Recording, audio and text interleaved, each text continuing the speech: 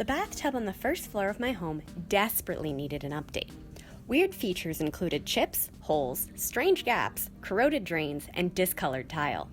So I grabbed 2 kits of Rust-Oleum's tub and tile refinishing kit to give it a makeover. Spoiler alert, it took way longer to prep the tub than it actually did to paint.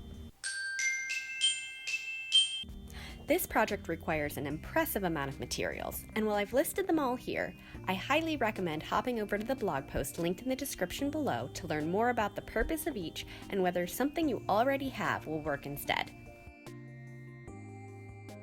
I started by repairing the chips in the bathtub. I surrounded each chip with painter's tape, then filled the spots with an epoxy putty called water weld. The putty was hard to smooth out, but I didn't worry about that too much because it's sandable once it's dried. Since I was sanding the entire bathtub later anyway, I figured I'd sand the putty down at the same time.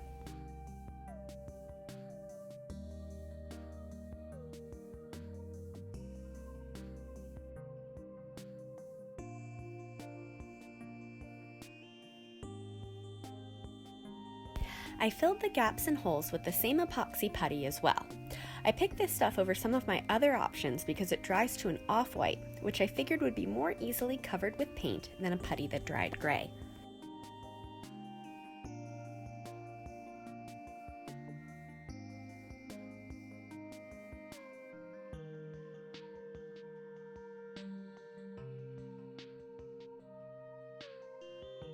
Then I started the real prep work on the tub and tile, as recommended by Rust-Oleum. The first step of this was to wash everything with a bleach and water solution. Rust-Oleum didn't give a concentration recommendation, so I just went with what was on the bleach container for bathrooms, a half cup of bleach mixed with a gallon of water. In practice, this was more like an almost full spray bottle mixed with a little bit of bleach, since I didn't have an easy way to mix full gallons of water. This probably took me 30 minutes to do, and I want to emphasize that because the prep is the bulk of this project. Don't skip any steps and take the time to make sure everything is done correctly. I've heard stories from people who didn't prep correctly and found that some of the paint bubbled or peeled off after drying. A half-painted tub is even worse than an unpainted tub, and it's not a risk worth taking in my book. The next step was to scrub with an abrasive cleaner. Rust-Oleum recommends Comet, but I already had the Barkeeper's Friend, so I used that instead. I also had a drill brush, which I pulled out to help the cleaner be extra abrasive. My general process was to spray the tile with water, shake some cleaner onto the drill brush, then scrub away.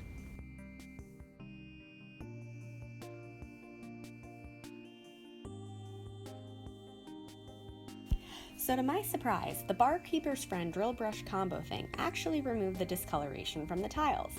In retrospect, it seems obvious that these were hard water stains, but they'd always been there, and the cleaners I'd tried before hadn't worked, so I'd really thought they were permanent. After I was done with this part, the tile looked really good, and I considered only painting the tub. But the drill brush cleaner combo is super abrasive, so I worried I'd damage the finish on the tiles. I didn't want to deal with that in the future, so I decided to paint them anyway.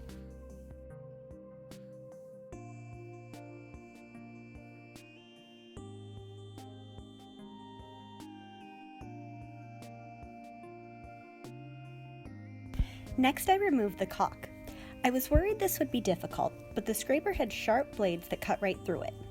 There were definitely some remnants that remained, but since I knew I'd be sanding later, I didn't really worry about them.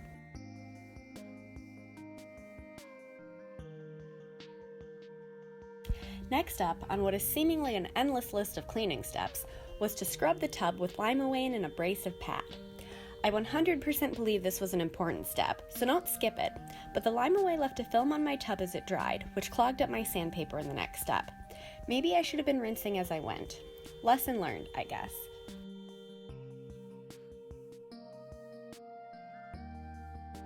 Since you might notice I have a different outfit on, I'll mention now that this is day 2 of tub prep. I started around 1 in the afternoon on day 1 and spent another 4 hours on day 2. I probably spent 8 hours total prepping the tub and tile for painting, so clearly I took it seriously, especially when compared to the 2 hours that I actually spent painting. Finally, I got to the step that I think makes or breaks this project: sanding. I do some woodworking as well, so I have a pretty nice orbital sander that I used for this project. If you don't have a sander, I highly recommend picking up a cheapo one for this project. Harbor Freight sells its cheapest models for only $15 or so. Regardless, the sander makes this step so much easier. Plus, I'm confident that everything was well sanded. You'll notice I'm wearing a respirator during this part, since I'm not totally sure what's in the bathtub dust, and I didn't really want to breathe it in. If you don't have a respirator, you're going to want to get one anyway for the painting portion of this project, so you might as well wear it here too. I mentioned earlier that the lime away left a film that clogged up my sandpaper. I ended up switching to a lower grit sandpaper because I was going through the 400 grit too quickly. I sanded with 180 grit sandpaper to get the film off, then went back over everything with 400 grit. I thought this was pretty thorough, so I stopped there. I wasn't trying to get the glossy finish off, which some people on Amazon were trying to do, just scratch it up enough that the paint sticks to it. If you see me paying attention to special spots here, that's where I put the epoxy putty in step 1. While Rust-Oleum recommends removing the drain back at the beginning, I wanted to be able to rinse things off throughout the cleaning process, so I waited until after sanding to remove it. Just a warning, this video gets super gross in a second, so if that's not your thing, maybe skip this part. To remove the drain, I used a pair of needle nose pliers to grasp the cross in the drain. Then I used another pair of pliers to gain some leverage to turn the drain. There's a special tool for this, but since I'm not a plumber, I don't own it, and I didn't want to buy it. Either way, this method worked, and my drain unscrewed pretty easily. I went back and cleaned and sanded around the drain, then grabbed some painter's tape and masked around the tub. I also covered the fixtures, faucets, and shower heads that I wasn't planning to remove or paint.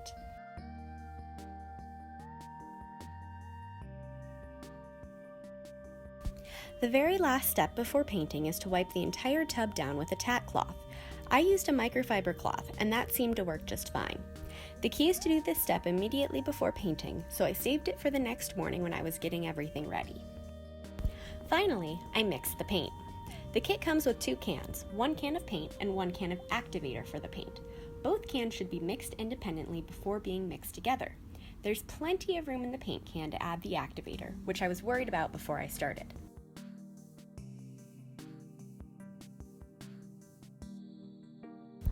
I'm totally making this up, but I imagine it's really important to mix thoroughly. The activator thins the paint a ton, and if it's not evenly distributed, I'd imagine it'd result in very uneven coverage. I mixed until I thought it looked good, then mixed for an extra minute just to be sure.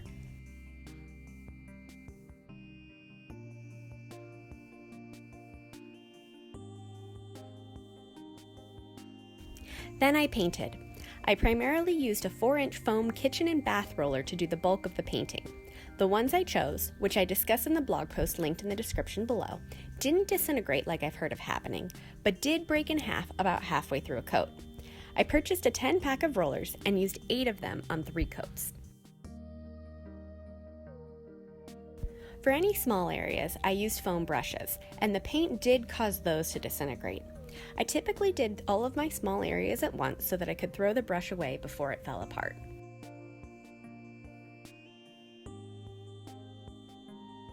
This stuff is super smelly, so you'll see I'm wearing my respirator and have a fan working in the window. I did this in February, and the high for the day was 44 degrees. With the fan blowing air outward, the bathroom remained around 70 degrees, which is what it needed to be for the paint to dry properly. I'm sure my heating bill will be terrible, but the bathroom remained warm, and a fan helped a ton to reduce the vapors.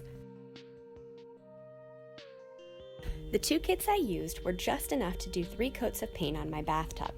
If you're worried about buying the right amount of paint, I'd purchase more than you think you need at Home Depot or Lowe's and return what you don't use.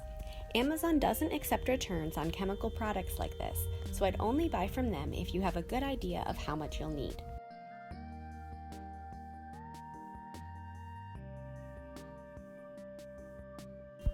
I waited 1 hour between coats and was super wary of waiting more than that.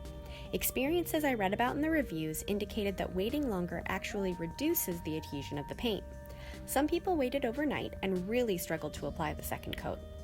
I started painting first thing in the morning to ensure I had plenty of time to apply all the coats that day.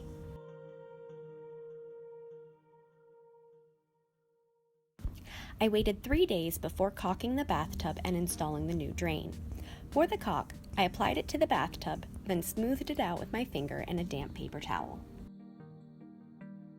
The drain is a bit more complicated. Since I was installing a new drain, I removed the old washer and replaced it with one that came with my new drain. But if you're just reinstalling your old drain, you shouldn't need to worry about that. Then I wrapped the drain threads in plumber's putty and screwed it back into place.